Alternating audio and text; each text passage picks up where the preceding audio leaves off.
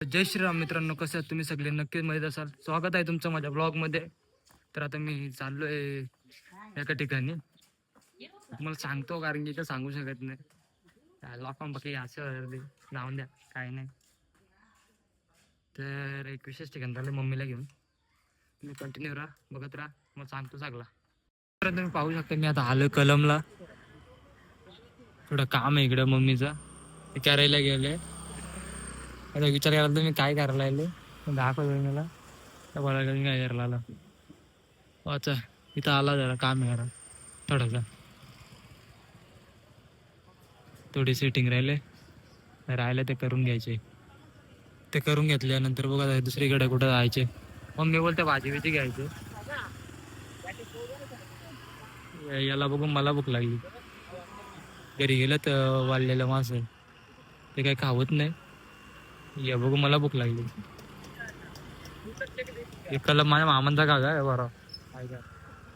आता बघू आपण काय करू नक्की. तेव्हा दादा बघ दादा शेटे बघ. अशा पब्लिक मध्ये व्लॉग करायला एकदम अशी मजा वाटते, कारण की सगळी लोक बघतात. मला बरं वाटतं मला पण.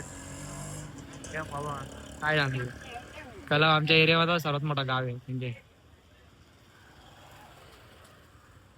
हे बघा एवढं मोठं ट्रक बी येतात तिथून.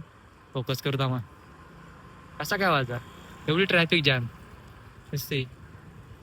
आपली गाडी लावली इथं, तुला जास्त काय नको, एकदम मला सेफ ते. आता बघू किती मोठा होता ब्लॉग, असंच कंटिन्यू राहा मित्रांनो. ह्या पासबुकचा म्हणजे असा विषय आहे ना, याला एटीएम नाही आहे, तर एवढ्या लांब कलमला यायला लागतो उगाच. एटीएम बीटीएम असं तर लगेच नेरलवरून काढून आणलं असतं मी. पण आता एटीएम बीटीएम नाही तर मग इथं जर यायला लागतं कलमला, त्याच्यामुळे मोठा लय विषय आहे. आता मम्मी गेले तिकडं तर तिकडं जाऊ आपण, बघू कुठं गेले. असंच कंटिन्यू राहा तोपर्यंत. तर मित्रांनो आता मी कलमवरून आलो, तर बँकेमध्ये काम होता. आता वापस वडापाव घ्यायला आला.